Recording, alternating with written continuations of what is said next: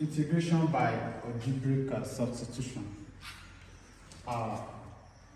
We try to, there are some integrations of which we cannot apply that method like I said, but we try to use substitution method and it will not take us back to the original method that we know.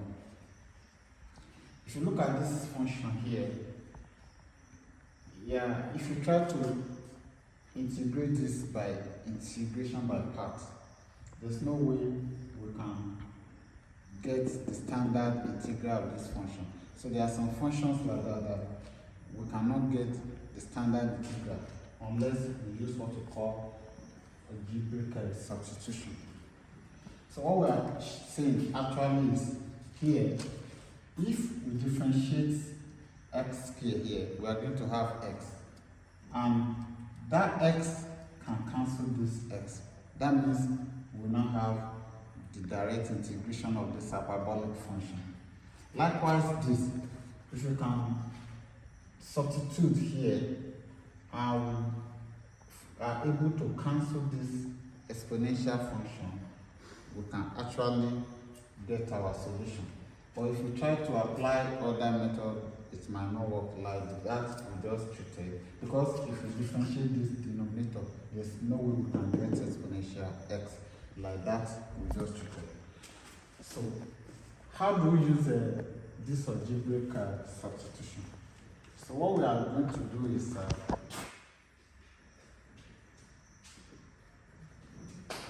like this we have integral x exponential x squared minus 3 dx. So let our u be equal to this, which is x squared minus 3. We let our u be this. So if our u is this, don't forget we want to find the x. So differentiate this, the u, the x. This will give us 2x and this will be 0 because it's a constant term. So by the time we cross multiply here, we have this over 1, this our du over 2x will give us the x. Therefore, the x here will be replaced by this, which is du over 2x. That means here we are going to have integral x exponential u. Don't forget, we replace this by u. Then, instead of writing the x here times, this is our dx now, which is du over 2x. So this x can actually eliminate this, and we're going to have a 1 over 2 integral exponential u du. And don't forget, we've treated this as well. So this will give us 1 over 2 exponential u plus c. And I told you we need to substitute the value of u again. We now have our final answer as 1 over 2 exponential u. Our u is x squared minus 3. X squared minus 3. Then our constant term is very essential. So that's how we're going to solve that. And let me solve this second one as well. B.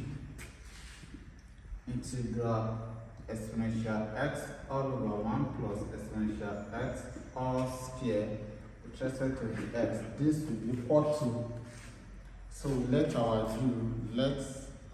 u be equal to 1 plus exponential x. So we differentiate the u, the x here. This one will be 1 and this will be exponential x. So if we cross multiply, our du over exponential x will give us what? The x. So the value of the x here will be replaced by this, and we're going to have this to be integral exponential x over u. There is scale here, scale. Our u is this. So this scale times x. This is our dx now, which is du over exponential x. So this can actually cancel this. and we now have our integral u power 1 over u squared du. This can also be written as integral u raised to the power minus 2 du. So it's now the same as the directed polynomial function. This will give us u minus 2. You know we are adding 1, so plus 1 all over minus 2 plus 1. So our constant term is very, very essential. And this will give us u raised to the power minus 1 and minus 1 plus constant term. Our final answer here will be minus u, which is 1 over u plus c.